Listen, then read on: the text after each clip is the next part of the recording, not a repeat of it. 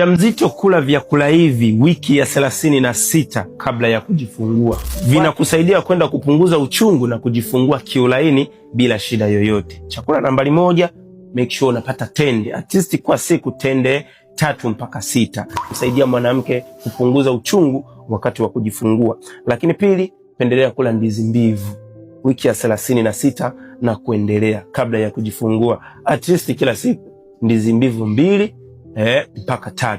Lakini 3, make sure unakula sana mboga za majani ya kijani kibichi kama spinach, broccoli ama mchicha. Hizi zinakusaidia kwenda kuongeza madini ambayo yanakwenda kusaidia ile misuli ama zile tishu ili ziweze kuachia taratibu taratibu, ili usije ukajikuta unajifungua kwa uchungu mkubwa sana. Naamini umejifunza katika hili.